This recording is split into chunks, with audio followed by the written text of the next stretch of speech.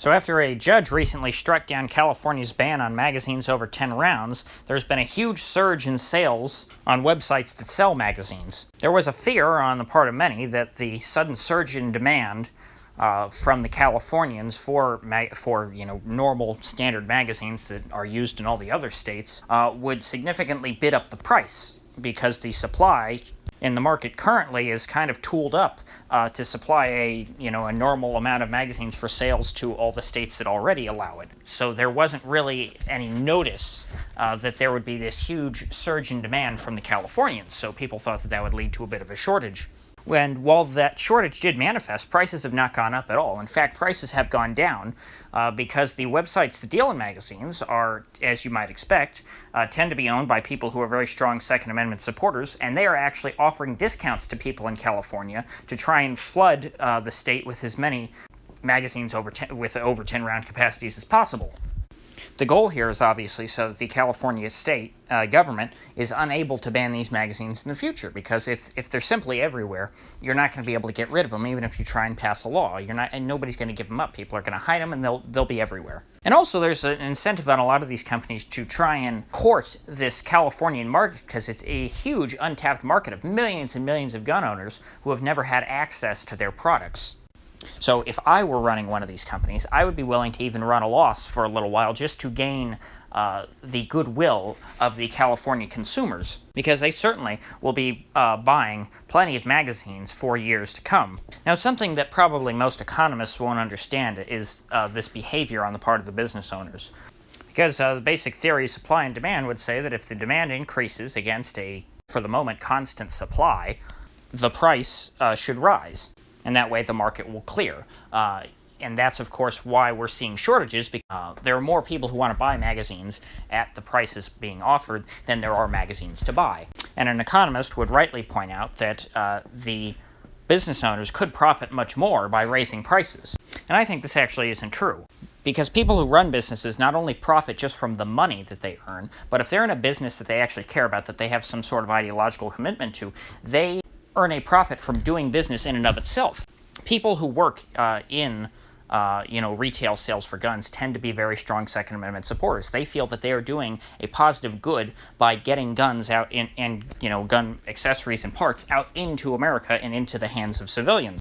So therefore, the people who are running these websites, who are slashing prices on magazines to offer them at cheap prices to Californians, see it as they are actually profiting in a non-monetary way from seeing those magazines that they're selling get shipped into California. So these people are still following the profit motive very closely. It's just that they're not seeking money. Money is not an ultimate end, is what I'm trying to say. For most people, except for only the most greedy among us, money is just a means to an end. You only want money so that you can buy other things that you want. But if you can get what you want without money, then to that extent you're willing to accept non-monetary payment. So if you think about it, the payment that these dealers are getting by selling these magazines to California, they're not only deriving value from the money that they're receiving, but also they derive value from knowing that these magazines will be circulating in California.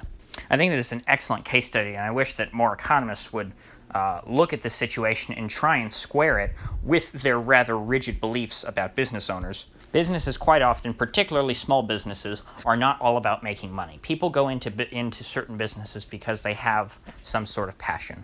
Someone doesn't become a restaurateur and start up a small local restaurant with one location because they're looking to make money. More often than not, restaurants lose a lot of money, and frankly, the majority of all businesses fail. Now, with those odds, why would these people go into this? They'd be much better off trying to get a job at a corporation where they're going to have, job security and a steady income to pay for their family. The answer is obvious. It's because they value working in whatever field they're trying to enter into and whatever business they're trying to start. They want that business to exist for some reason. They get some more value from it other than just making money. It's actually the exception to the rule when you find a business that is purely motivated by making money. And frankly, those are your large publicly traded companies. And the reason for that is simple, because there are shareholders buy shares in a publicly traded company because they are trying to earn an income. They want to make money on their investment. Now, even there are exceptions to that rule, but, generally speaking, publicly traded companies exist purely to turn a profit, a monetary profit. So in closing, I salute the small business owners across the country who are trying to do their part to bring freedom to the people of California and who willingly sacrifice money that they could have earned by raising prices just to spread freedom to more people there. If you found this video at all interesting, I'd appreciate you clicking that like button and subscribing, and don't forget to click the bell because I do upload every morning and I would hate to have you miss one. So I'll see you all here tomorrow.